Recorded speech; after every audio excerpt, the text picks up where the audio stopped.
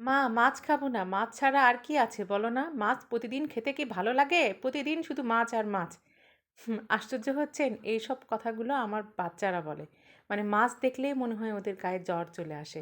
তাই এভাবে মাছ দিয়ে এমন একটা উপকরণ বানাবো, মানে আপনারা হয়তো অনেকেই বানান। তো চলেন দেখি কি বানাই। মানে এরকম করে বানালে বাচ্চা কেন, বাচ্চার বাবাও খাবে। মানে আমার বাচ্চার বাবার কথা বলছি। কারণ সেও মাছ খায় না। তাই সে মাছ খায় না বলে আমার বাচ্চারাও মাছ খেতে চায় না। মাছ হলে মনে হয় একদম ওদের গায়ে জ্বর চলে আসে। কিভাবে যে আমি মাছ ওদের খাওয়াই। তো আজকে চলেন একটা কি প্রসেসে ওদের মাছ বানায় খাওয়াবো। মানে কোপ্তা বানাবো। অনেকে সেদ্ধ করে কোপ্তা বানান। কিন্তু আমার কিন্তু কাঁচা মাছের কোপ্তাটাই বেশি ভালো লাগে। সেদ্ধ করাটা আসলে কোপ্তা ঠিক বলা যায় না। সেদ্ধ করে যে মাছের দিয়ে আপনারা বানান ওটাকে কিন্তু মাছের কাটলেট বলা হয়। তো যাই হোক, আসল কোপ্তাটা কিন্তু কাঁচা মাছ দিয়েই হয়।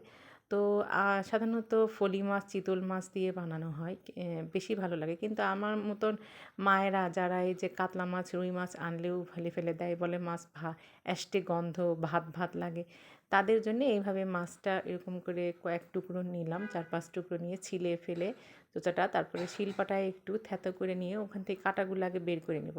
তারপরে আবার গ্রাইন্ডারে ওইটা গ্রাইন্ড করে নিলে আরও যে ছোটো কাঁটাগুলো থাকে সেগুলো ম্যাশড হয়ে যাবে। তারপর হাত দিয়ে একটু বড় কাঁটাগুলো থাকলে বেছে ফেলে দিবেন। আর মাছের এই যে মোটা কাটার অংশগুলো, এগুলোও কিন্তু ভেজে খেতে অনেক মজা লাগে। তো তার মধ্যে নিয়ে নিলাম একটু পেঁয়াজ কুচি, আর নিয়ে নেব হচ্ছে কাঁচামরিচ কুচি, আর ধনেপাতা দিলেও দেওয়া যেতে পারে, কিন্তু আমি দেবো না। আর এটা হচ্ছে আদা রসুন বাটা নিলাম, তারপরে লবণ দিলাম পরিমাণ মতো, আর হচ্ছে এখানে হলুদ গুঁড়ো, তারপরে হচ্ছে এদিকেও একটু হলুদ গুঁড়ো ছিটিয়ে দিলাম কারণ ওগুলো ফ্রাই করব।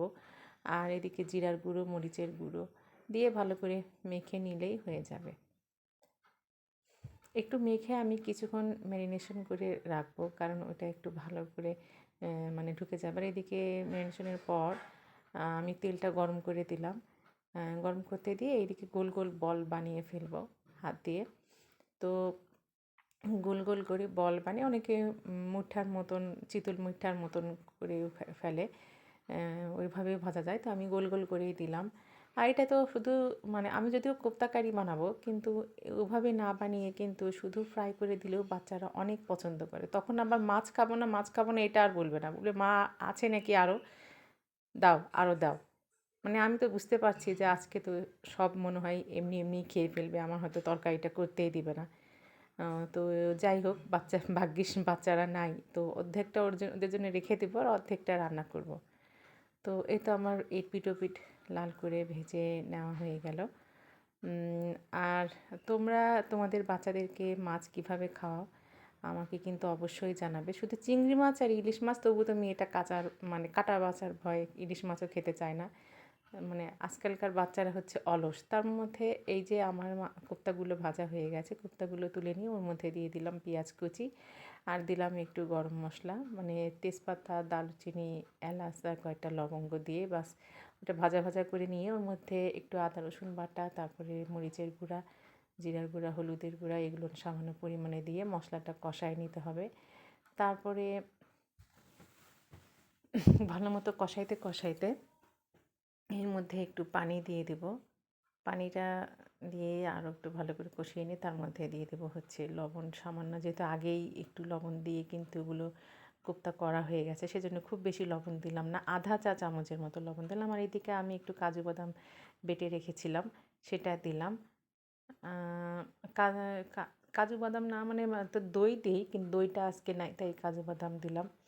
যেহেতু শীত চলে এসেছে বাসায়, এখন আর দইটা অ্যাভেলেবল পাওয়া যাবে না, রান্নার উপলক্ষেই দইটা আসবে। এদিকে আমার মশলাটা কষানো হয়ে গেছে, এখন দিয়ে দিলাম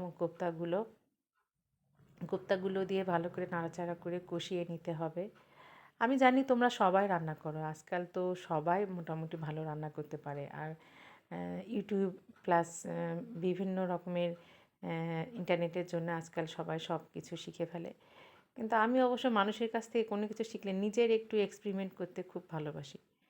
তারপরে এদিকে হয়ে গেলে ওর মধ্যে একটু আমি দুধের সরটা ব্লেন্ড করে নিয়েছিলাম, দুধের সর, ওটা মালাইটা দিয়ে দিলাম। মালাই দিয়েই শুধু কিন্তু ভালো লাগে, কিন্তু সামান্য একটু টেস্টের জন্য এদিকে কাঁচামরিচ দিয়ে দিলাম একটু ফ্লেভারের জন্য। আর সামান্য একটু টেস্টের জন্য আমি 1 চা চামচের মতো একটু টমেটো সস দেবো, বেশি দেবো না। দিয়ে গরম মশলা ছিটিয়ে নামিয়ে নিলাম, বাস হয়ে গেল আমার কোপ্তা কারি। আর এদিকে ওদের ভাজা খাওয়ার জন্য রেখে দিয়েছি। ওরা থাকলে তো মনে হয় আমার অর্ধেকটা দিত। তো তোমরা এক্ষুনি করে ফেলো এবং বাচ্চাদেরকে খাওয়া। দেখো এটা কত সুন্দর হয়েছে। আর কেমন লাগলো আমাকে অবশ্যই কমেন্ট করে জানাবে। আল্লাহ হাফেজ।